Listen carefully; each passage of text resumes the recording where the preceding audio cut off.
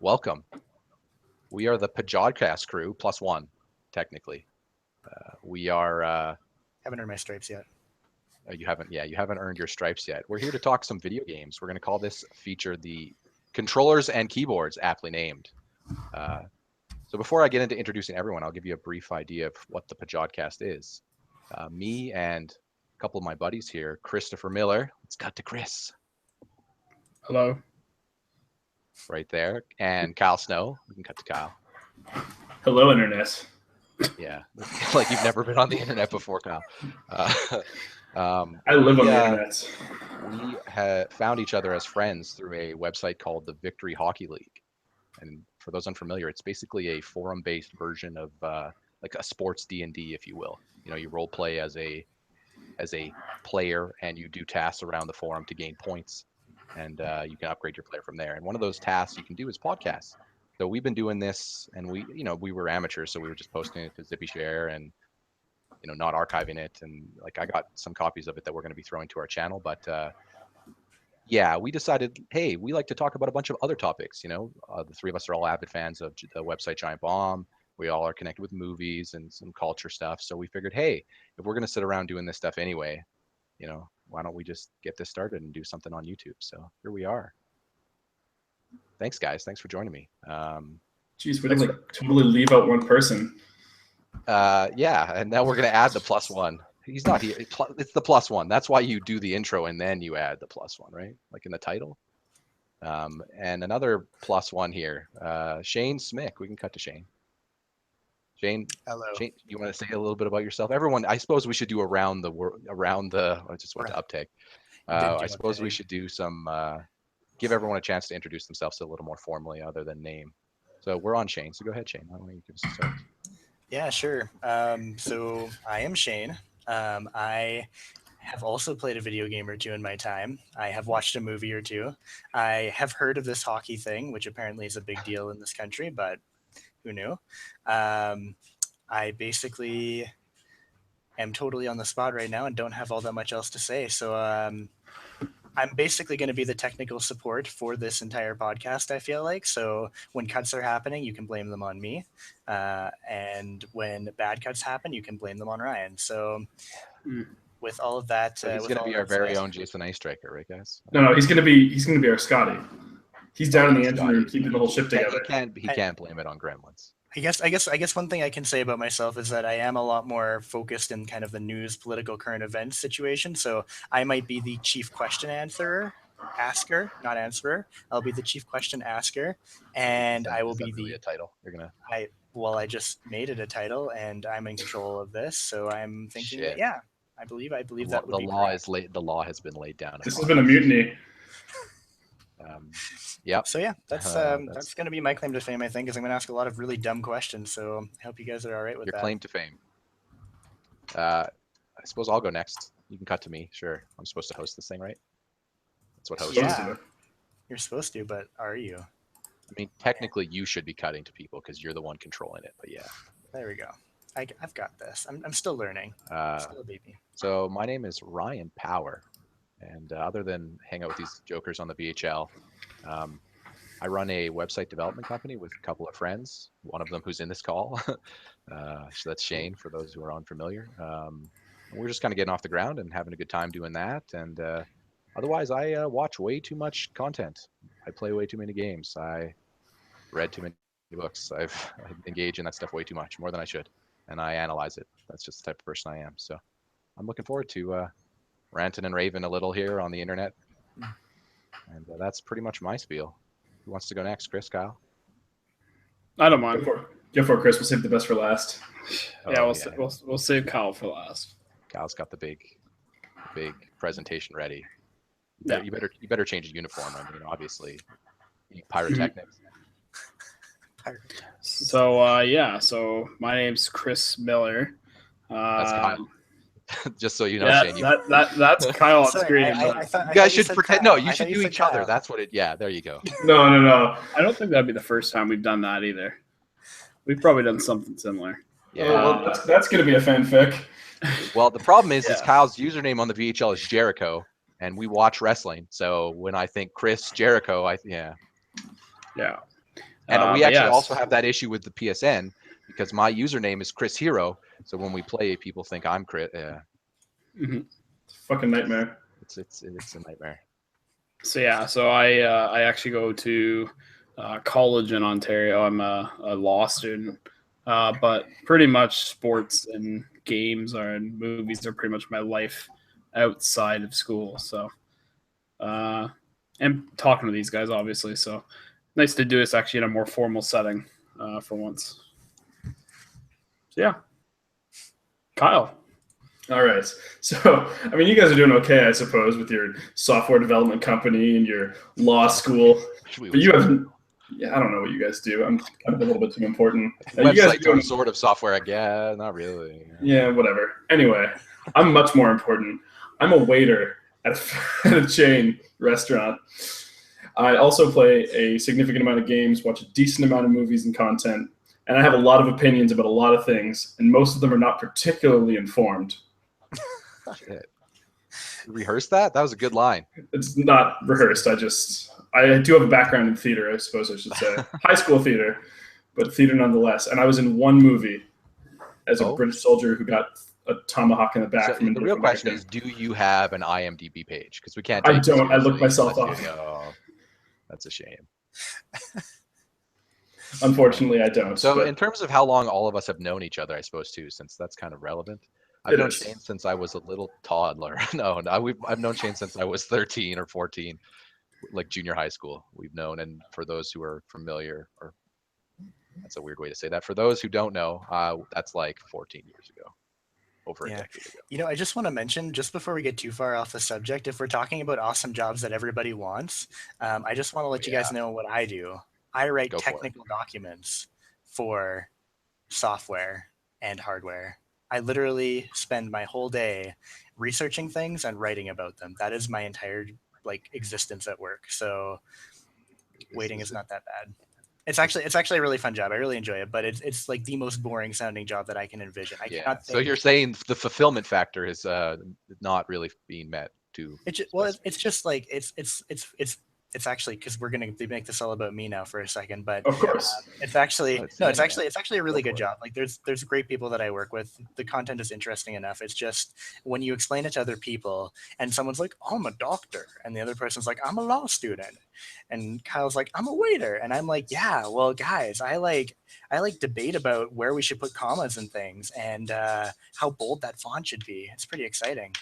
So it doesn't sound like the most appealing profession, and I understand. So I suspect that'll come up later at some point when I sell my soul on a regular basis for money, so don't feel too bad. Other than that, Shane only just met these two not that long ago. He's known about them for a while because I've been friends with these two guys for 7 years. How long has it been? 5. The years they start to no because 6. When did we join the VHL? 2011 for you and I. Yeah, but we didn't talk for that first year. You were like some scrub. I'd say 5 years. Yep. Yeah. Okay. So, but it's really because the VHL is 10 years old, and haven't we been in the VHL for 7? Because I wasn't in the VHL for years before talking to you guys. I showed up in 2011. It's 2017. Yeah. Yeah. Okay. Yeah. That's still 6 years, but yeah, and it's kind of a cool story. I think it is anyway, because we all didn't really like I'm not going to say we don't all have real life friends as well, but it's kind of we spend a lot. We like to spend a lot of our time online, let's say, like most do, and we're kind of a case of 3 guys who met on the league, and then we decided, hey, we like each other. We started podcasting together, so we decided to go meet each other in real person. So we all flew out to Toronto. Well, Chris lives in the area there, and we had a hangout and a meet, and we hung out for like a week. It was awesome. Like we went fancy dinners, and I don't know, internet connections. That's a thing, right? Is it too soon to say that sounds like a very romantic story? It was, especially you should have been at the top of the CN Tower on Mother's Day. That was a was it actually Mother's Day? It was Mother's Day. Yeah, it was. We did so much that week. Like we went and saw Avengers. We went and it was a $500 dinner. Or sorry, a museum, was it? Oh no, Castle Loma. Castle Loma. That was great. Yeah. Anyway, so this cast, as I guess I should warn up front. We have a a history of veering off topic a little, but we're going to try to keep these No, focused not at all. at times. I mean, that's what happens when you get people who know each other and they're used to just, hey, let's just boot up Skype and talk. So, but we're going to try to keep these focused. And this episode is or this edition, or this side feature, as we called it, controllers and keyboards, is going to be mostly game related. So we're going to cover, some gaming news, like maybe trailers or announcement, like kind of our thoughts on stuff like that, as well as cover some of the stuff we've been playing, because all of us kind of have, there's some overlap, but a lot of us do have some different tastes when it comes to games. And because we all play a decent amount, we figured that would be the best way to run this. So I'll probably let Kyle get started, because he just bought, ladies and gentlemen, a Nintendo Switch. Oh shit! That is Go true. for it, Kyle. What has your Switch experience been like? Okay, so I got Breath of the Wild maybe 3 days after the Switch was released. No consoles anywhere to be found. Since then, the past month or so, every time I've been anywhere near anything that could sell a Switch, I've gone in and checked, just for the sake of looking. For example, I went to buy a microphone today, and first I casually veered into the Switch section and was like, yep, those are still out. But the microphone came home. Today, I had to go shopping with my girlfriend so she could get new clothes for work. And we were like, oh, well, let's just go stop by EB Games and see if there's anything in there. We walk in and there's one Switch sitting on the counter that somebody called on the phone as I was about to ask for it and was like, do you guys have any Switches in? And they're like, yeah, we've got one left. And I was like, fuck, I'm not getting the Switch. Are you kidding me? And then he hangs up. The guy goes, weird, he didn't even ask me to hold it. And I was like, can I have the Switch then? It was like this big moment. You stole someone's. Man. He didn't ask for it to be held. I mean, yeah. I think that's a fair take. It's a fair take. I feel like that's a heel move. Like it's within the rule book, but it's still going to get you the booze. Have you met me? Do you know who's like the actual expert on this and who should be answering this question? That'd be Chris. Yeah. As a law student yourself, where do you stand on this position? By the way, that's my role as well, is to bring together the cultural implications of the things we talk about. So, oh man, what's kind of funny is I actually work at Best Buy, so I can kind of give an opinion on. I mean, if he didn't get it held for him, then that's on him. Yeah. Yeah, but however, he's going to be a pretty angry customer when he gets there, though. That is for sure. I actually wonder, though. I know, at least for us, I don't even know if they would let them hold it, just because you're only supposed to be able to hold stuff if you have like a certain amount of stock. So they might not have. He was probably just calling to confirm stock, especially with how fast those Switches have been selling. For the record, they've been selling for a combination of factors, both the fact that it's been a pretty hot new console, everyone seems to be kind of digging it, and a lot of people love Zelda, and the fact that they didn't produce a lot of them. And Nintendo does this a lot. They did this with the Wii. They like to just not produce a lot, and they think it sells better. But as I think Sony and Microsoft proved launching the last consoles, like, no, produce a lot. People will buy them up. Like, seriously. You want them in shelves, 10 of them, all on sale at Thanksgiving time and Christmas time. And I'm sure this Christmas time this year, Nintendo will have more out, since, they did launch in the middle of the year, I guess. But that's still a long time to wait, right? Like, yes, but it's significantly long time. You know what? I already have a Wii U. I'm just going to get Zelda on that. That's since they also released on that. It just seems like a poor strategy at launch. It's a terrible strategy. So I will go into Breath of the Wild a little bit. I was today planning to come in talking about Horizon Zero Dawn, which is also a fantastic game. But I spent the last 6 hours playing Breath of the Wild, and let me tell you, it's real good. Combat's nice. I actually don't dislike the weapon shedding mechanic, because there's enough out there that you never run into a problem where you're like, oh man, like I have to be really careful about fighting these guys, because there's weapons everywhere. The food crafting system is pretty fun. Sorry to cut in. Do you think that would change once the weapon system changes? Once you get weapons that are more relevant. Like, I'm pretty sure, if I remember seeing something in the game, you get weapons that are, this weapon's really effective against this type of enemy. Like, would you then have to start watching your weapon durability really closely to make sure you always have something to handle a situation, or you can just otherwise get completely boned? Yeah, I think that is something you're gonna have to. I've gotten a little bit into that, where I've found this is a really high damage, but it's very brittle weapon, and I'm saving that for a rainy day. Yeah, okay, I mean that literally as well. By the way, there's you can end up in fights where rain happens, where slipperiness of terrain comes in, and it's a big thing. But so far it's been a really good sound. Terrain, really? Yep. Well, like you can climb almost any surface, and you have to watch your grip meter. Like your stamina impacts it. That is how I actually got my first death. I thought I could make it to a ledge. I could not make it to said ledge, and I fell to my death. But because you have a limited stamina meter. Yes. Yeah. From everything I've seen of it, it looks the initial part of it definitely looks very hard. A lot of people said it was very reminiscent of like people's initial experience with Dark Souls, like or Demon Souls or whatever. Your first Souls experience or Souls like, whether because it could have also been Bloodborne, right? Where there's that first early part of the game where you're just getting killed and you're like, okay, this game is trying to teach me some shit right now. Oh yeah, there have been some one-shot enemies that just like fire lasers at you, and I don't know how much damage they do. They do at least 4 hearts, I can tell you that. I'm assuming that Zelda does it in the same way as Souls as well, where like the deaths aren't just like they are literally to teach you the layers of the mechanics, right? Like your stamina meter runs out, like there's hazards during cold weather, like things like that, right? Yep. They actually do a pretty good job of teaching you that, because there's like a semi-tutorial area before you get the paraglider and you can get off of the starting like giant ledge, and one of those places is in a cold weather area. And they do give you the equipment to get like not like cold weather gear, but you can like cook a meal that with like these hot peppers that'll make it so that you can withstand the cold for long enough, and you don't have to be out for very long, and you could probably do it without like just running straight to it and just eating regular food, but you go through a lot more of that. So it's like, well, you could just eat supplies to keep yourself up, or you could just eat this one meal and not be an idiot and kind of make things go the way you want them to. Yeah, that's fair. Yeah, I've been enjoying it a lot so far. I am only like 4 or 5 hours. How big is it? Like, how big is like? Obviously, I think, and everyone knows at this point, you can go right to the end game at the beginning if you're good enough. Like, yes, the first quest you get, or like the second quest, like main quest line, it's just like go beat Ganon. Like, it's like that's kind of cool.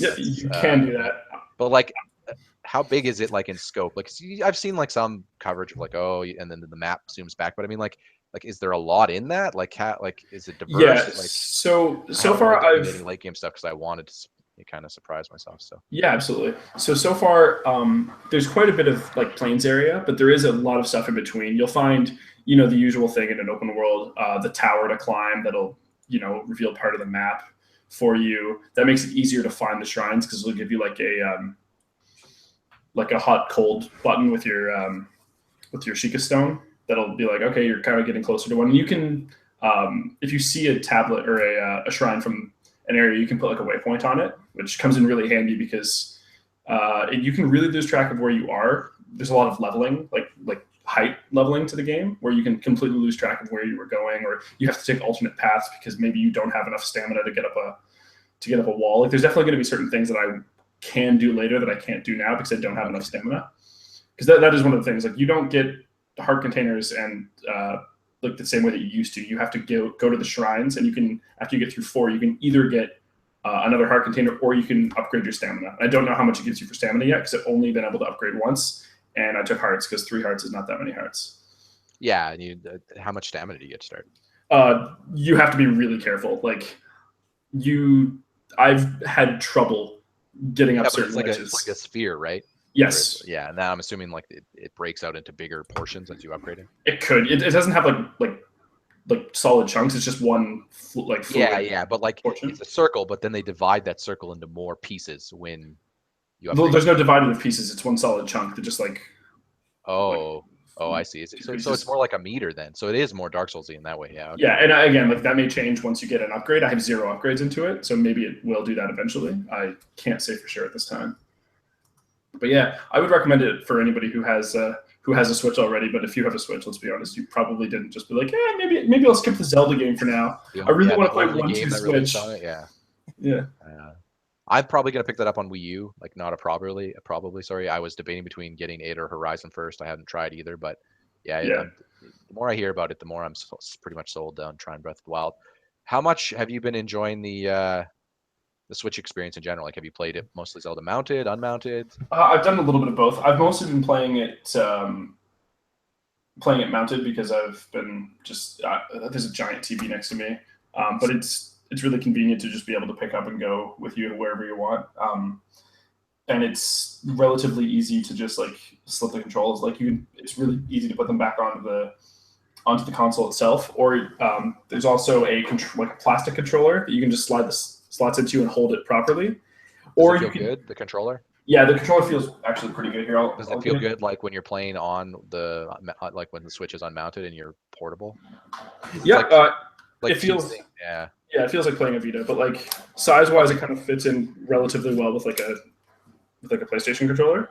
But it's just nice to have. You can also, if you're a crazy person, just hold like the two sticks by themselves and just play like this. But it just feels That very seems- awkward. Yeah, I've heard stories of people saying they've been trying to do it like that for like helping their wrists because their wrists and their posture, like having to lift their hands. I don't know. It's like people be like, Yeah. I'm gonna lay down then and put my hands to my side, like let Yeah, I them don't know. I mean, hang down, and then you can. I'm like, I don't know. Like I've been playing games there's for a- like 25 years though, so like it's just amateur hour. My wrists have built up enough It's more protection. than I think we all have recognized. We're gonna get fucking Achilles or whatever, or tendonitis or something. Yeah, carpal tunnel. Achilles, Carpal yeah. What tunnel. am I thinking of? Arthritis. That's the one. Yeah, it starts with an A. Yeah. So Breath So of the other Wild than is other pretty than good. the Switch experience, which you have just got today, so you obviously haven't been able to dig that much into it. Like the OS and stuff, you like? Yeah, it's fine. Thoughts? I've literally just like, all right, download. Let's play Breath of the Yeah, I Wild. guess at this point it's like, hey, I got Zelda. Let's play Zelda. I'm Yeah. actually really interested to know, and maybe you can come back with, because I'm giving you an assignment now. Okay, give me some homework. Yeah, if you can come back with a report on the battery life, like specifically, I am kind of curious. I know that there's been some quoted numbers out there, but like with you as a player playing like Breath of the Wild, for example, unmounted for, how many hours can you get out of it? I know they said like 2 to 3, give or take, but I'm kind of curious to see what it looks like in real life. Yeah, that's Yeah, I'll let you know. I took it out, like it was only partially charged when I unmounted it for a little bit today. I played for about an hour and it didn't give me a prompt or anything, but I didn't check the battery life when I put it back on. I just kind of came out to hang out with my girlfriend for a little bit so that I wasn't just like, I'm just going to be in this room for 7 hours, enjoy being alone. Plus, she was playing Horizon at the same time, so that was I mean, yeah, you can't go wrong. You got the combo of games there. yeah. It's pretty nice about dating somebody who's into the same things as you. She doesn't like make you get rid of all your nerd stuff when you live together. She very much encourages it. Does that still happen? I don't know. I know people who would suggest it, so I think it's still a thing. Yeah, well, I'm assuming, Shane, your wife's pretty much in the same boat as we are in terms of interests, I assume. Yes and no. I think that, okay, so how can I put this? So my wife is one kind of more hardcore game that she's into is Civ, and I say hardcore knowing fully what I'm saying when I say that, but I mean, even like we actually played all of the Halos co-op together, so she really likes co-op games. Any of the, like a lot of adventure games, we played the Marios, we played Rayman, we played basically co-op games or platformer games or the occasional strategy game, Civ being pretty much the only one that I know of that is like that has a lot of depth that she's into. So there's that. She watches movies like she's breathing air. Like she has seen so many more movies and watched so many more series than I have. Yeah. So yeah, she I was knows able a to little bit talk more with about that Katie than I way do. more about that stuff than you were. Than me, yeah. I just watches a lot of that stuff. You're right. She watches a lot. She loves Disney too. Disney is very. Oh yeah, I've like found that my too. yeah. Surprise! And I've well, and I'm not going to Sorry, say that's anything. a It's just sexist comment. it is a sexist comment. You should stop that because just watch it, Mister. So, anyways, I'm gonna check my privilege. I'm sorry. She's right. But Privilege checked. There it is. Thank you, sir. You can get it when you leave. Oh, you know what though? We should talk about this in the movie cast. Yeah, we'll get into that. We'll get into that in the movie cast. Yeah. See, I told you we definitely will veer off topic. Well, we've also used to do all this in one cast before, so we could just move into like wrestling, movies, games, and then go into the hockey stuff that you're doing. But now we're doing more than one cast. We will take us a bit to get movies. used to not just letting our thoughts roam the vast openness of time and space. That's okay, true. so Kyle's been enjoying his Switch. Have you been playing anything else? Yeah, I mean, League as always. I played a little bit of Mass Effect 2 lately to just get reacquainted with the series. I haven't bought Andromeda yet. Are you prepping for Andromeda to buy it? Yeah, pretty much. I'll play through Breath of the Wild, then I'll go back and finish Horizon, and then I'll get Andromeda. Since none of us have played Andromeda, we'll wait to talk about its current state and what's happening with it. Oh, dude, I'm loving those memes. Yeah, that's a thing. So, Chris, what have you been playing, sir? It's been a while since we've heard from you over there. Yeah. Well, I ended up picking up Horizon Zero Dawn 2 days ago, I believe it was now. I haven't actually gotten a chance to play it, unfortunately. I want to be in the right mindset for binging the hell out of that game. Yeah. Because I already know what's going to happen. Oh, it's going to happen. But between that and I still have to play Doom and 3 Uncharted, so I've got a big list. But lately, I've been mainly playing MLB The Show 17, which is going to be a bit of a contrast from everyone else here. So I don't mind that too much. What are you playing in MLB? What modes do you favor? Well, this year they added. I mean, I've always been a road to the show, so it's like kind of like the career. It's like the be a pro, yeah. Okay. But like their gameplay is so fantastic, and at the same time, like now they've added a non-linear story. So unlike the NBA 2K be a pros, it doesn't really take over this. Like the story's not ridiculous. Like it's just your standard stuff you would actually expect as if you were a ball player. I find the NBA stuff just gone too nuts, personally. I just think like watching some of the Spike Lee crap, I couldn't do it anymore. Yeah. I mean, I played some of that. Me and my roommate went through and played 2K16. I haven't played 2K17 because we were playing through a bunch of old NBAs just as like we're looking for good, fun, competitive games in the modern era. And it's not easy to find those anymore because the sports games are so layered now that a lot of people, if it isn't intuitive to them, they can't get a handle on how animation based a lot of the controls are. And like the hockey's been a struggle teaching with people because people who used to play it in the Genesis days can't get used to the skill stick. And I it's so strange for me because as someone who watches hockey, and Chris, obviously maybe you can speak to this experience too, I found the skill stick to be like the first time I learned to type. It just fit. It just worked. I was like, I get it. It's an extension of the stick. I totally understand what they're going for. But maybe it's because I watch a lot of hockey, right? So maybe it's because I think it has more to do with natural to me. I think it has more to do with the type of gamer that you are, right? The people who are having issues are people who came in as someone who was like, well, you have your buttons and that's it for your controller. You have a D-pad. Because this comes up a lot with people who, like in the mobile community, where obviously you have a very different set of skills where like animation canceling or knowing exactly how long to leave an ability going or something like that is an important part of maximizing your damage output. And when you get up to the higher levels of the things winning games, it's not completely unlike, doing something with a skill stick. If you can take a slap shot that'll give you like the same amount of power in 3/4 of the time, you're gonna do a lot better in the like if you don't have to waste all the extra time. Yeah, I think what I've been noticing, Kyle, like and guys and internet, is the way it's been translating, like the way the things that people mostly struggle at about the skill stick.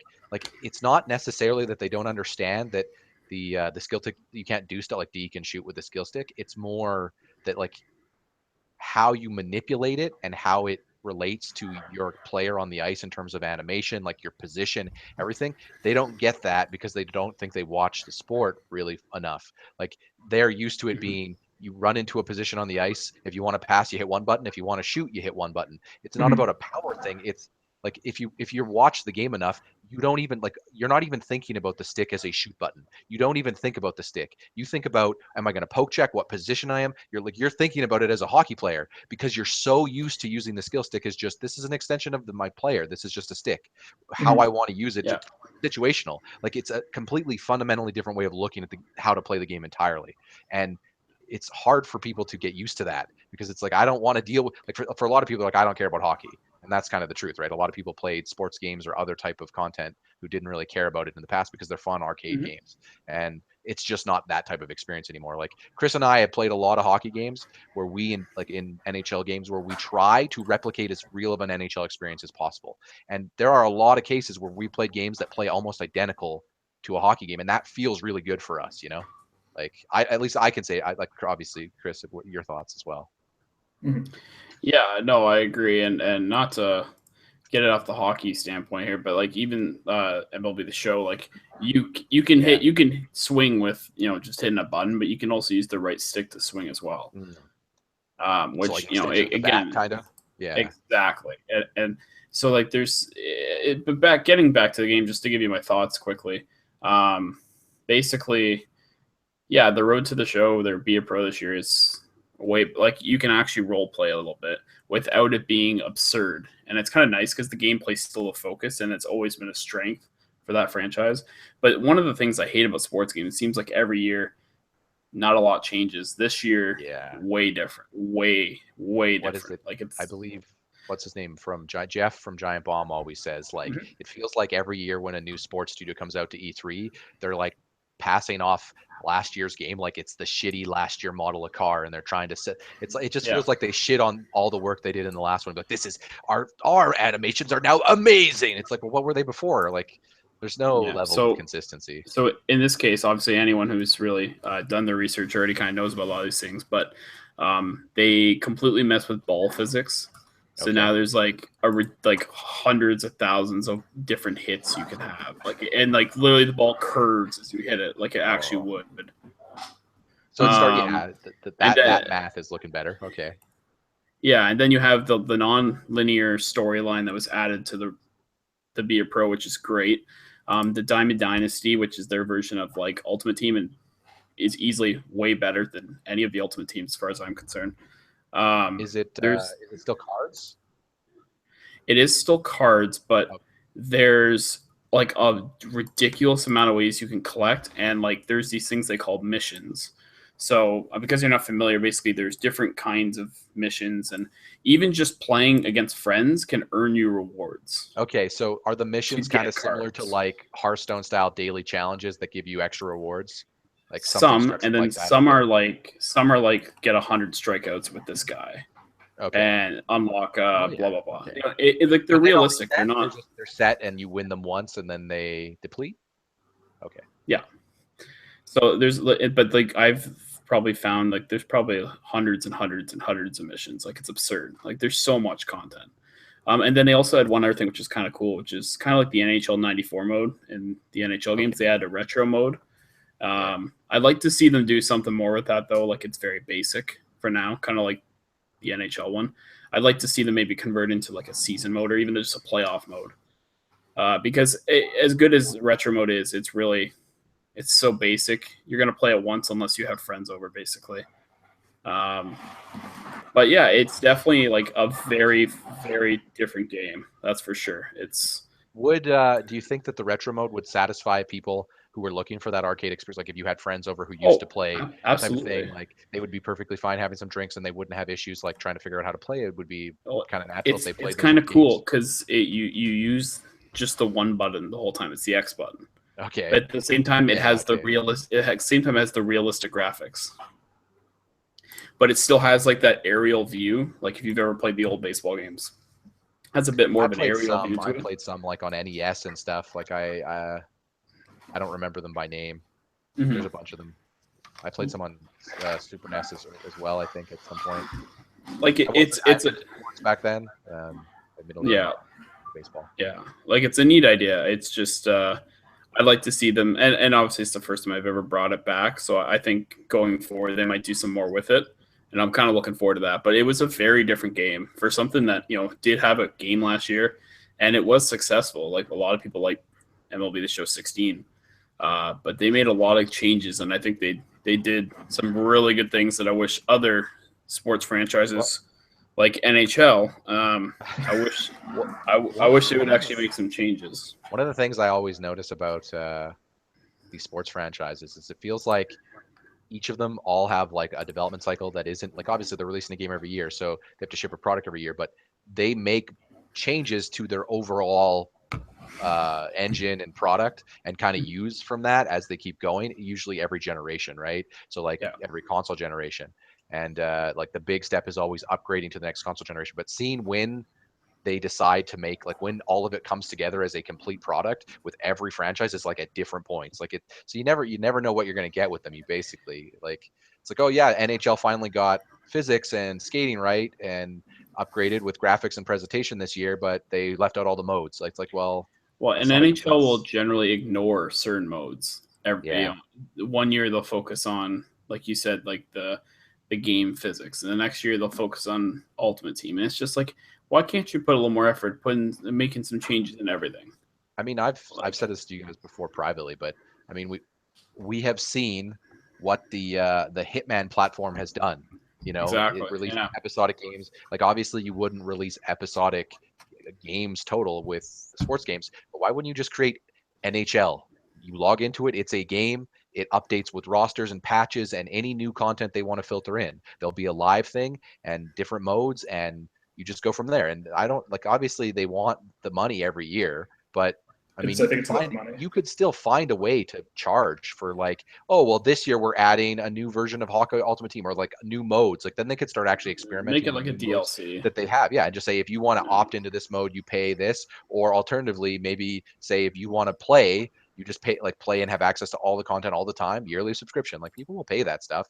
Like people are already paying yearly subscriptions, sorry, to play Madden 5 days early. So I mean, they'll obviously pay for this. Like this is like you would sell, so it would be the Walmart approach in my opinion. You'd sell so many extra people just from a good business standpoint that the numbers would like, I don't know. It's like the free to play market, right? Like how many MMOs, like Star Wars did this, Old Republic.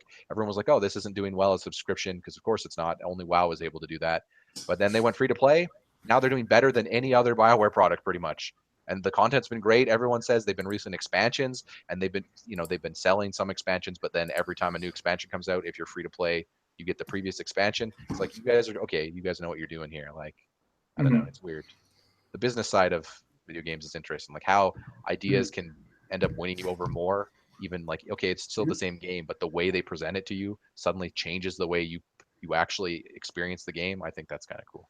It's true. Yeah, for sure. Yeah. Ryan, what have you been playing this year? Or not this year, lately? Well, I mean, this year kind of. So for starters, I booted back into Shadows of Mordor. I had never beaten it. I started playing it in the summer it came out, and that was like one of my first purchases on PS4, or maybe it came out fall. I don't remember. I thought it came out summer, like Batman did originally. But I enjoyed that game a lot. I never realized how much I enjoyed that game because when I played it initially, I was kind of checkboxing it.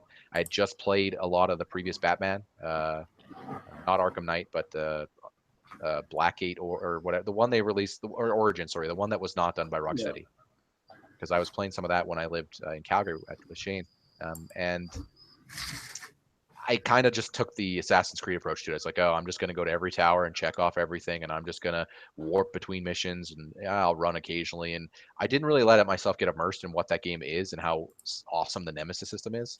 The Nemesis system, for those, obviously, everyone should know what that is if they're listening to this. But for those that don't know, it's like a tiered system of orc bosses where every time your player character gets killed, the other orcs will level up and they'll battle each other and feud and they get promoted. And all the captains, they're called, or different tiered bosses and that run clans, they have special abilities and weaknesses and strengths, and like some are even so specific, like you can't hurt this person with a regular attack. You have to use an arrow only, or so you kind of have to research them before you go in. But or you can easily bring them up when you're near them. But I believe that effects will last from fights too. Like if you die in a fight, yeah. you can, well, if you die in a fight, they treat it like a day has passed, and whoever killed you automatically gets promoted to be a captain. And then everyone else goes up or down in ladders, and it's all active. So all the orcs against each other can just fight each other, and the winner gets promoted to another tier. Like if you do not kill all these orc captains, and like say you kill 5, but then you just keep dying, the whole orc army is all repopulated to normal. Like you got to do it all. Well, you don't have to do it all again. You can just do the story. But how I've been playing this game this time is just I pick a direction and I go. And I do whatever the fuck is in front of me. Collect the herbs, do the hunting challenges, kill as many. I've probably killed like 400 orcs now. Like just in like the 4 hours I played. Like I've just been killing. Oh, look, it's a camp. I'm just going to run in and try to kill them and let myself die if I have to. And like just kind of use that to experience buff myself out so that I can eventually feel epic and just run around this whole map and just murder everything that's there. So you're playing like Leroy Jenkins. Basically. Well, no, I'm playing like Rocky Balboa. It's underdog to start. But then it'll feel that much better when I conquer. Just saying. It just sounds to me like if you're going in one direction, you're doing all the quests, you're murdering everything in your path. It sounds more like you need like a helicopter to steal and some prostitutes to beat. I mean, that's obviously the original open world experiences were the GTA style. I mean, I did beat Saints Row 4 over Christmas, finally, and that's a fantastic experience, top to bottom. It's not as good as Saints Row 3. The story, I feel the first half of the story is better, especially. I believe it's called Saints Row the Third, Ryan. It's called Yes, you're correct. And technically, the one I played for this is Re-elected. I've started some of the DLC. I didn't play all of it. I might have beat one DLC. I think I beat Enter the Dominatrix, which that was what the game was originally, by the way. Saints Row 4 initially was just going to be a DLC for 3 called Enter the Dominatrix. Enter the Dominatrix is really weird. Like they present it in the Re-elected as a documentary with all the characters from the game saying that it's a documentary. So then they're like giving you the actor reels, and I it's mean, like what? Saints Row 4 in general is really weird. Yeah, well, I mean, it's not. No, Yeah. that's the world I've lived in since I was born. What are you guys talking about? That's And like obviously the original Saints for the Fourth basically riffs completely off of Mass Effect, The Matrix, Star Trek, like hard, like all that stuff. And Mass Effect a lot. Like it even has romance options like that, but instead it's a joke version of the romance options, which I admittedly tried way too many times. But anyway, yeah, Saints Row the 4. Play it. It's okay. It's not as good as Saints Row 3 though. What else have I played? something you were telling me about 10-second Ninja.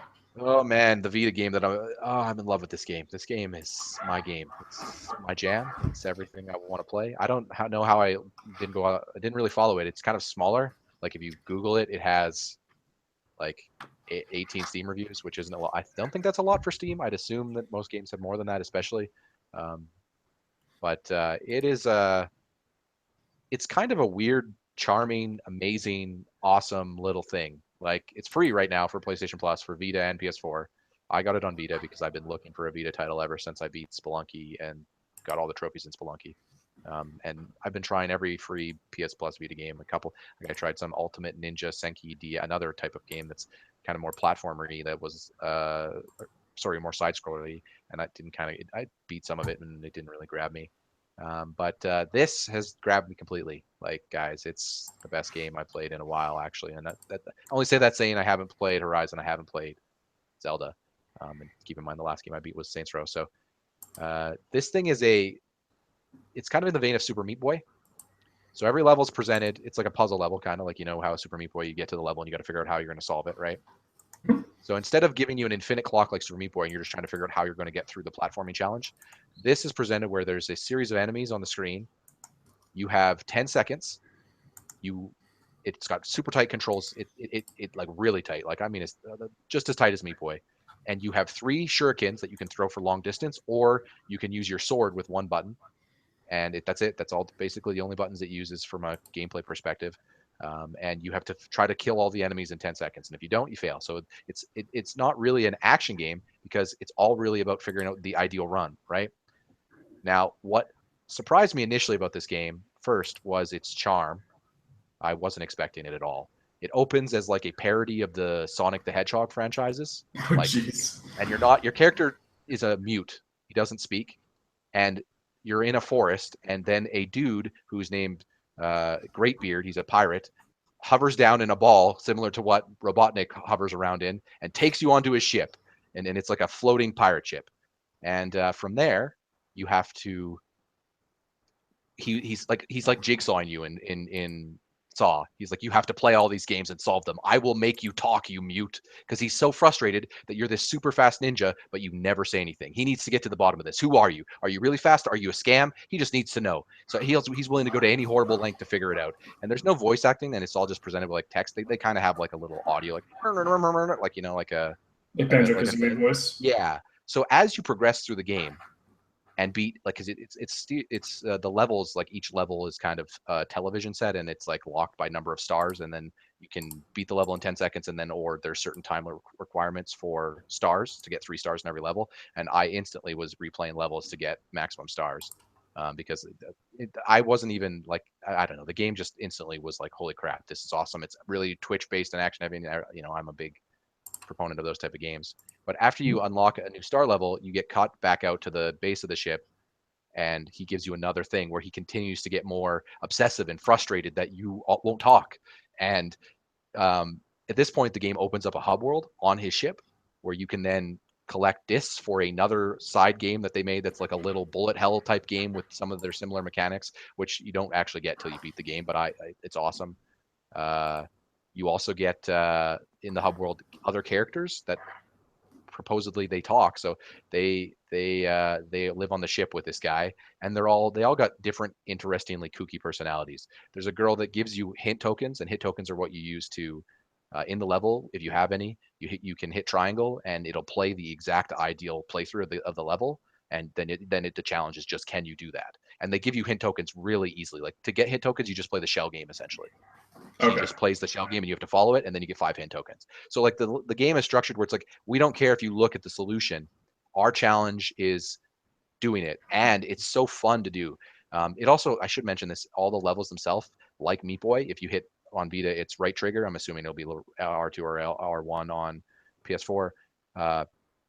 Immediate restart. You can just instantaneous. Boom. You can just start Oh, the that's level over. such a Like, nice feature for games like that. it's such a, again, there's so many good things I could say about this game. But so once you get to the side characters, the engine keeps going out in between when you get enough stars. So that's why you have to go into the hub world. And then there's this guy named Benji. So I didn't know what they were going for with Benji at first, because I was like, what is this Benji guy? He's just this little, he's the engineer. He fixes the machines here. Okay, so he fixed the thing. I go back to level, and then it comes back, and it initiates forced conversation again. Then Benji says he hates the pirate Greybeard. He wants to join me. It's like, okay. He's like, and then it cuts to a new title screen where it says, mimicking Sonic again, 10-cent Ultimate Ninja, and then they write in and Benji, and then they put Benji on the cover. So And then Benji's you Tails. go into a level. You go into a level, and Benji's floating there next to you like Tails. And he's going to help you, and he just gets killed on the first enemy. First thing that happens is he gets killed, like immediately. And then he's all cut up, and then he comes to you, and they do this again, and he gets cut up. And then they take some twists where they presume he's dead, and oh, we got a fire going on in here. Oh, someone is, as I said. It's because this Anakin. podcast is, Yeah. we're dropping some serious heat. Oh shit. Because we're on fire. Yeah. Someone else should probably take over. Yeah. Okay, no, never mind. We're good. It stopped. Okay. That's okay. Anyway, You're gonna be the featured. parody of Sonic surprised me. Like, it surprised me very much so. Like, I enjoyed it a lot. Well, I'll just say. Sweet. And it takes some turns near the end. I don't want to spoil it. I want people to play it. Like, I really say, people, you should play this. If anyone listens to this, like, play it. Play it. It's so good. It's free, so why wouldn't you play it? In terms of hours of content, on top of like the little extra mode that they add, there's tons of, like, the hub world has different elevators to legacy levels and bonus levels, and there's like, I'm going to collect every star you can in that game. I think it's that good, and that'll take me a while, but I've beaten the main game and tried out every mode, and at this point I've probably put about 10 hours into it, maybe 8. Like, I'd say if you want to do to mainline the story and get all the stars, it would probably take 6 hours. If you really wanted to do it, you could probably do it a lot quicker than that if you're really good. It kind of just depends how long it takes you to solve some of those hard things. But again, you can get those hint tokens just play the shell game. I mean, anyone can play. You shouldn't be playing a Twitch game, I guess, if you can't play the shell. I would have to agree. Shane, what have you been playing lately? So I'm going to take y'all on a journey to a slightly different world. And in this world, the PC is God. The PC is all. Master race. PC Master Race? So essentially, that was my, I have to come up with a better slogan for what the PC Master Race thing is. And I'm pretty sure we have something, but I just don't know what it is yet. So my big kick that I've been on lately, and what I'm usually on, has been strategy games. And there's been a couple of them that have really sucked away a good portion of my life lately. So the first one is Total War Warhammer, which have you guys ever played a Warhammer? Or sorry, first off, there's 3 questions. Have you ever played a Total War game before? Has anyone ever played one before? I dabbled in one when I lived with you. I checked out one with you for a bit. It was probably Rome Total War. And I believe at the time we were dealing with computer-related issues where the computer that we were trying to run it on for my end was like, no, there's too many units. There is too much going on. You want to play this at 10 FPS? Okay, we can do that. And that kind of was, that's not really a fair way to judge the experience because we didn't have the appropriate equipment to handle a beat such as a Total War game. Is anyone else? Kyle, Chris? I have a buddy who used to play Rome specifically that I watched over his shoulder a few times. Yeah, no, I haven't at all. Okay. Question 1. Question 2. Have you guys ever heard of, or do you appreciate or do you not appreciate the Warhammer fantasy universe? I like Warhammer 40K a lot. Like, I'll play anything Warhammer 40K, pretty much. I'll try it. Yeah, Warhammer Right. itself was a little too Lord of the Rings for me, but the only experience I have is I played Dawn of War with a few buddies for on and off for about a year. so that's 40K. Yeah, that was 40K, but that was the only experience I had with that one game, which Okay. was a pretty good time. Okay, Shane, you're a big fan of both 40. I know because I played 40K games with you, and you've always liked the universe. Why isn't 40? Is 40K better? I mean, it's Warhammer in space. You put it in space, it's better. It's always better when you put it in space. Is that not an accurate statement? Dude, I gotta cleanse think the heretics. yes, cleanse the heretics for the Emperor. They're 100%. called I Space agree. Marines. They are called Space Marines, and I think okay, so I went into this game basically in that kind of mindset. Like 40K is amazing. Okay. Can they is the regular Warhammer going to be interesting at all, or is it going to just be like another fantasy game? So the one thing that makes I'm not sure about the regular Warhammer universe because honestly I don't have that much experience with it either. But my my expectations were basically completely destroyed because um, when you add Total War in front of something, you change whatever paradigm it was in before. So, when you It's talk about immediately more marketable, essentially, well, it's more as marketable, well. but it's also it just the perspective changes. So, for Is it anyone who hasn't played a Total War game before, like with any kind of depth. Basically, it is a grand strategy. It's probably one of the more accessible grand strategies as compared to games like Europa Universalis and Crusader Kings and things like that. But it basically puts you at the level of something like a god. So like at an RTS level, but higher, because you are in control of settlements and the individual settlements have buildings, and the buildings create things. They create money, or they can create units, or they provide upgrades to units, et cetera, et cetera. And then the other perspective that you have is the actual battle perspective, which is the RTS perspective. But it's not an average RTS perspective because you bring the units that you built in like the larger God mode into the actual battle. And basically, what that means in the context of any kind of a Total War game is that you have thousands of units fighting each other on screen simultaneously. And you somehow have to keep track of who's doing what. Now, basically there's a whole bunch of rock paper scissors going on in normal Total War games, but like you can have the units progress over time, so they actually get stronger, they gain experience, etc. You can upgrade their equipment over time. You can basically make good combinations, like with your formations. Formations are very important in most Total War games. Like you'll want to make sure that, for example, if there are horsemen charging at you, you don't have like your cannons out front because they'll just get destroyed. So there's a bunch of strategy even inside the actual battles themselves. So Total War up to this point had been completely historical. I mean, quote unquote historical. But They pulling from some real life textbooks style history? yeah. So essentially, they've Rome, Greece, like places like that. Yeah, okay. yeah. So you've had like I mean, starting from the very beginning, like you had Shogun Total War, which was the very first one, which is really cool. It also has like sprites that are almost 2D. They look like pieces of paper walking around because this is in the early 2000s. Yeah, no, it was still like when I first played that game on my big beige box with like an Jeez. AMD K6 processor, like 128 megs of RAM. Like it blew my mind. It just revolutionized my life.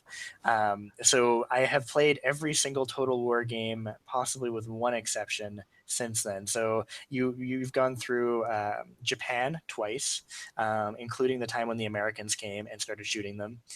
You've gone through Rome twice, including the time when the barbarians came. You've gone through the after Rome period, the migrational period, which is when Attila comes and kills everyone. And you've also gone through the kind of early Enlightenment period up to the like the scientific revolution, industrial revolution time, which is Empire Total War, and you also go through Napoleon era. So that was what they did before. Now everything that they used to do has been swept aside because of this new fantasy world that they're in. And yeah, back in the day, you'd be able to choose a faction. So, like for example, in Rome Total War, you might choose like the Roman Empire, or in a later Rome, you might choose the West or East Empire. You might choose a horde where they would run across the map and actually not have any buildings, but they'd like sleep in tents and stuff, and like have awesome horse cavalry as their kind of benefit for living like that. But now you have, instead of a bunch of humans, you have dwarves, you have elves, you have undead, you have chaos warriors, you have beast men, which is what they're called. And initially, it Orcs, seems I'm a little. assuming, or is there And no orcs orcs. in Yeah, no, Warhammer? no, there is orcs actually. Yeah, no orcs. Yeah. I don't like the orcs, so I don't even think about them that much. But Well, basically, they're great dumb fun usually, aren't they? they're great dumb fun. But basically, what this game does is all the historical time periods, everything that Creative Assembly and Sega learned from those games, they have taken and refined and made 2 to 3 times better in every respect. Like this is this is my favorite. Well, it's obviously my favorite non-historical Total War game, but it's up there in like probably my list of top Your 10 favorite? favorite games Is because it your favorite Total War game? that's tough to say. That's really tough to say because I really liked Attila. The feeling of like becoming Apocalypse, which is what basically it was all about. Because you Has were like, Mhm. has the product made you like more attached or like associated with Warhammer itself, like the lore? Do you feel it does a good job with that, like enough to either sell you on what makes it good, or kind of at least scratch that itch for you, the people who play Warhammer, or I guess are not into that lore? Yeah, I think so. Yeah, I think that for example, the last campaign I played, which by the way I've got about 114 hours in. Jeez, dude. Yeah, so that's a How Warhammer. many? 114 hours? Yeah, not in a single campaign, just since I've Is got it. okay? There's like story modes, right? Correct? Like, do Oh they yeah, do like there's okay so there's okay, and the way they did this is even different too. But basically, with faction every size total, based story? I'm well, assuming similar to like a StarCraft. yeah, I guess you could say it's like that a little bit. Basically, with most Total War games, you have a grand campaign, and then as of Attila, they started releasing DLC that gives you like more story-driven campaigns. So in the Warhammer universe, you have the Grand Campaign. Grand Campaign is basically where you get the choice of the largest number of factions, and you can just choose any and just do what you want. And each of them, the difference in this game is that each of them has a different victory condition. So back in the day, it would just be blob and rule the world. Like that, then you win. Congratulations. But and I mean, there were victory conditions, but they weren't as interesting with this one. Basically, so for example, as the dwarves, I played as like a sub faction of the dwarves, which is a new thing in Total War, sub factions. And the sub faction basically had been kicked out of their mountain home by goblins. So it's an entirely different story than what you would initially expect, because you would expect to be building with the dwarfs in the mountains with their, yeah, okay, that's neat. Yeah. And so and that's even different from the regular dwarves, which have like a gigantic mountain of their own, like in a different area of the map. And the map is gigantic, by the way. How But many sub factions per faction are there? well, if you count, it's not equal. But the Wood Elves, for example, have two sub factions, and one of those factions has three different heroes. By the way, heroes are something completely different, which we'll get into in a second. But the humans, for example, like the Empire, there's only one, but they have three different heroes. The Bretonians have three or four different sub Okay, factions, yeah. which all start in different places, all have a different leader, all have different lore a little bit, and different victory conditions. Then you've got the undead, which there are two of. You've got the orcs, which there are two of, and you've got the chaos, which are one, and the elves, or sorry, yeah, the beastmen, which where there's one of as well. So overall, there's like, you know, 15 different playable factions. They've loaded it with DLC more than I've seen in a Creative Assembly game before, which is kind of unfortunate. But basically the DLC unlocks entire new campaigns and usually a new faction. So, Okay. to pay $10 for that, I don't mind too much. I think that basically all the negative reviews you see on Steam are mostly people complaining about the cost, and I can understand that to an extent, but Well, I think it's worth this it. is the real kicker question for all Creative Assembly Total War games is Mm. what is the state of launch when the game launched, and how is it now? Like, how long ago did the Yeah. game launch? Yeah, so the game came out. Actually, I don't even know that off the top of my head. Yeah. I didn't get it on release For those because I who was aren't busy. aware, since I know Kyle and Chris might not be The I'm games not. Total War produce generally release a little broken because they're so big in scale that Shane used to always take the approach. I remember him telling me of, I'm gonna wait like 2 or 3 months. I might buy it at release to support the studio because they're still doing something I like, but I'm gonna wait a few months down the road because 5 patches in, this game will be what I want to play. Yeah. Yeah, so basically, yeah, and actually it released a long time ago, it turns out, May of Okay. last year. Yeah, But it's over a year old now. it is. No, About a I year do. old, I guess. Getting there. Yeah, almost a year. Yeah, so I do remember when it released, though, it was hailed as the least buggy release of a Creative Assembly game, which that's good. Oh, good for them. yeah, which is a big deal. Like, and so, and you can see all the UI improvements that they've made, and like the big difference for me is that every faction plays differently. If you're the dwarves, you have a lot of armor, you have high tech weapons for the time, like you can get like steam powered helicopters and things like that. Eventually, you can get like big cannons and stuff like that when most other people have like swords. The orcs rely on massive numbers, and you can if you kill enough units, you get just a gigantic stack that spawns for you, a stack. Yeah, that you can use however you want.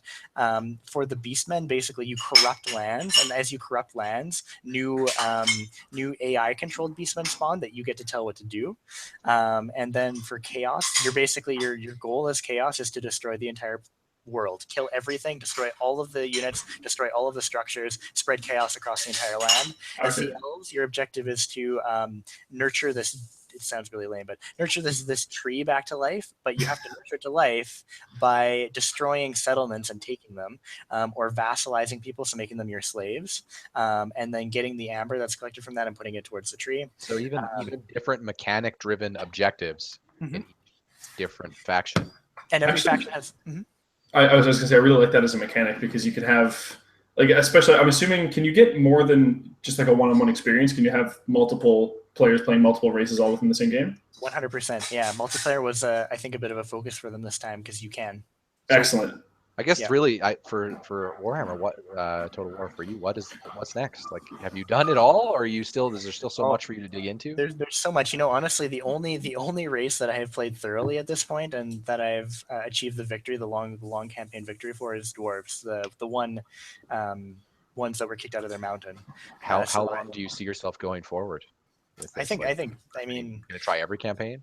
I don't know, because I mean, the playstyles, I have a particular playstyle that I prefer. Like I like having high quality units and range a lot, and I like to be able to out tactic people. So the Bretonians, for example, are human race based heavily on cavalry. So what you have to do in order to win is that you can't just have your units standing out in front waiting to take the brunt of the impact. You actually have to like fly your griffins around and fly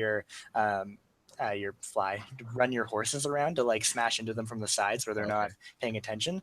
So I think I'm going to play a Bretonian campaign. I'm probably going to play Empire campaign just because it's really cool looking. They get tanks at the end. Is the Empire what turns into the Space Marines?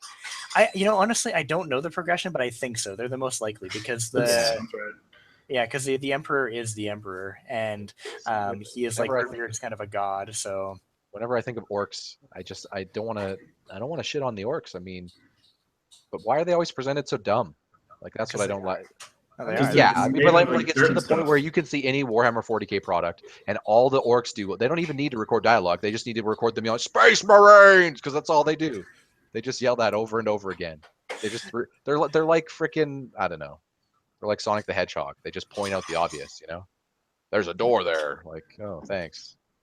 That hurts. As a Sonic fan, that hurts. But it's you should play the PS Plus game I'm talking about. 10-second ninja or 10-second ultimate ninja S X. I actually have that. 7 different letters. I got that in a Humble Bundle. I have that. Oh, did you? It's so good. It rips Sonic really well, but in a funny way. Like, this idea, I don't know. It sounds to me like it's, or like the story. I would believe it. I guess I should say I would believe it if you told me that it was a Sonic fan fiction on the internet that someone wrote, because it's of that level. Ryan, you're heading down a very dangerous rabbit hole right now. No, I'm just saying though. And then they throw. There's so much charm in that game. If you go into like secret areas, there's like goofy posters that give away personality, like just things you don't expect from what could have been a by the numbers indie platformer of Twitch, going for a pseudo Super Meat Boy type thing. Yes, Meat Boy also had its level of charms. This has more. Like, this actually has a story than a progression. It's worth playing. So what you're saying, Ryan, is that Sonic is way past cool?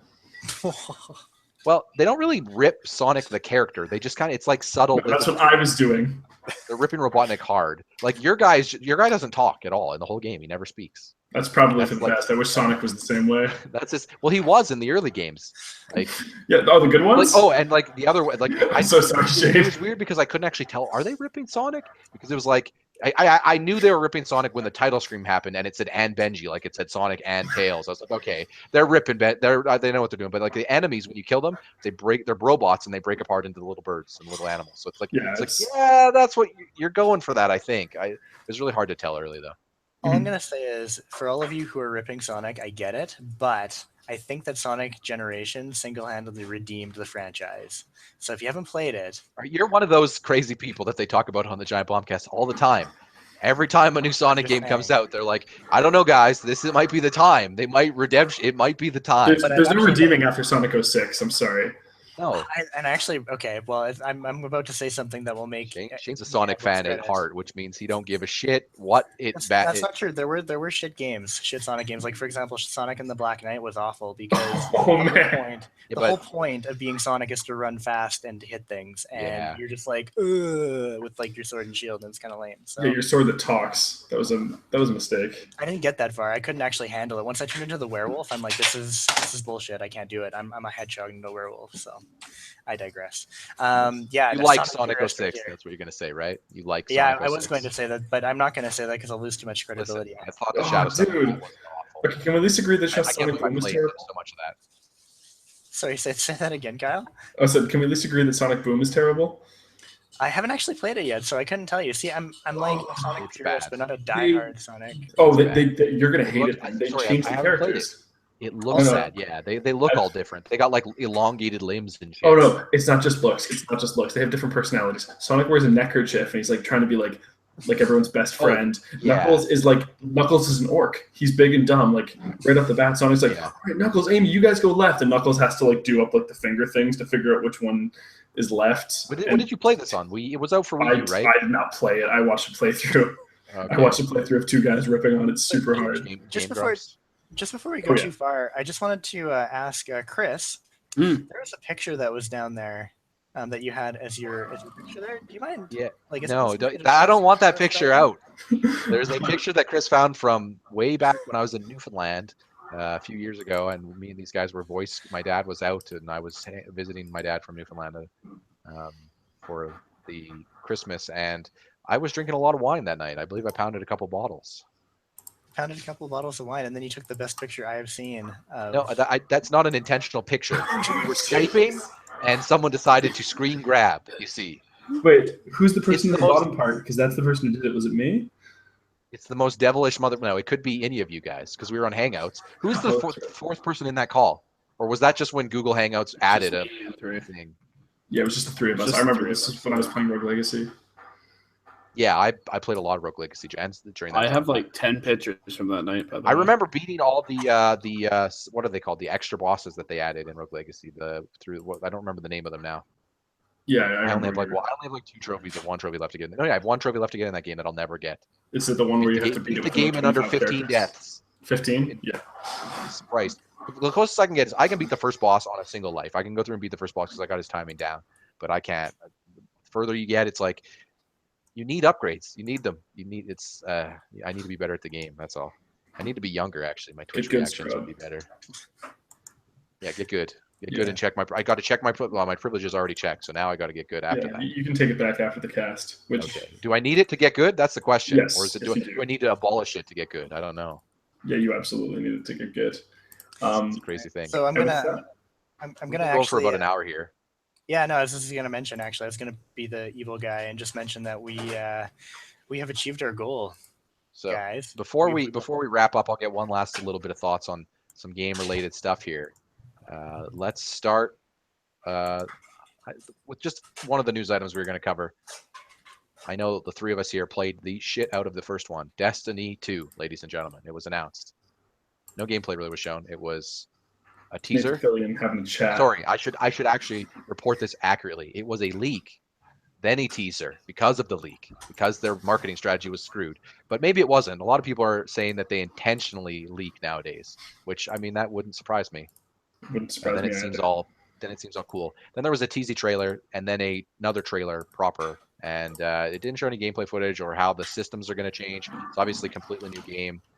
I hope they keep the same combat, but one of the things they were really hammering home in the trailers was Nathan Fillion's going to be a big part of this game. For those who don't know, he was Cade, one of the, I believe he was the hunter merchant or hunter, your hunter dude who you train with and talk to in the original. And I kind of expected this.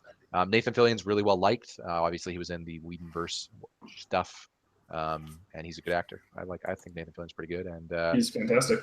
And the Destiny didn't really have a lot of charm or character early on in its days, and in the DLC sense, Taken King and even like House of Wolves and stuff, they were just like, all right, let's lean more into Nathan Fillion. Let's lean more into this is a goofy action MMO. Let's dance. Like basically because everyone was doing dance memes all the time with Destiny. I'm pretty sure that's like, let's just lean into that. And yeah, it'll be interesting to see how that works out. I wonder how much of the campaign is just like, I wonder if like, what do you like structure wise? I wonder if it's just like you and Nathan Fillion running around doing stuff. Like do you think they Mass Effect it? You have a crew of like guys with you, and Cade Six becomes the Garrus Vicarian of the group. He's just clearly everyone's favorite. Chris, you had something to say about the Destiny 2. I don't know what really to expect. I know they've mentioned that they want to do some new combat abilities and things like that, but from what I've read, it doesn't seem like the combat will change much, which is good because that's probably the best part about that game. Oh, fantastic! That was absolutely the best part of that game. I completely agree. Like I've been on record saying, like Destiny 1's shooter combat, as someone who's played a shit ton of shooters, it might be best in class, especially if you combine it with the encounter design. Like even the random encounters where the enemies spawn, their levels are such good playgrounds for enough variety in action. Like you're always having to jump over something to get to a guy that goes into a building or undercover. Like it's just there's so much going on, and that's before you even factor in like different abilities or powers or like, oh, this enemy's weak to this or this enemy resistant to. Before you factor in any of all those layers, it's like it just feels so good to do things in that game. Yeah, well, I am looking forward to I believe the 18th, I think it is, right? May 18th. I think they have a gameplay trailer revealed that day. Might be April 18th, actually. I don't remember. No, it's May for sure. Okay. Yeah, so that's in 6 days otherwise. I'm really curious to see how the systems change in that game. Like the systems outside of the combat were so MMO. Like it was so you have to go to a tower. There's loading screens in between planets. Like I mean, obviously, I think a big wish list for a lot of Destiny fans is, hey, I want to fly my ship. Like I don't just want to see it in a loading scene. I want to fly it. Like let me fly from planet to planet. Like I think a lot of people going in were expecting Destiny 1 to be more like Borderlands, like just with multiple planets, right? Like they were teasing, oh, we're in this solar system. So you were sitting there thinking, oh, I bet you that'll be the big twist, right? You start on Earth, and then they're like, and we have another entire open world for you to go and loot shoot through. And instead, it was like, no, we have lots of planets, but they're just kind of like drag and drop. Here's a scene, and skyboxes everywhere. The skyboxes were pretty too. Don't get me wrong, but I am curious how they'll work in the whole Guardians have lost their powers stuff. Yeah, and whether that will change. Because there's some talk that I read that they might actually make it less subclass based. They could easily make it like like traditional RPG, where it's like you go down a tree and you pick things, and then I could see that. Yeah, like that would be good. Like a single, but like really expansive tree, essentially.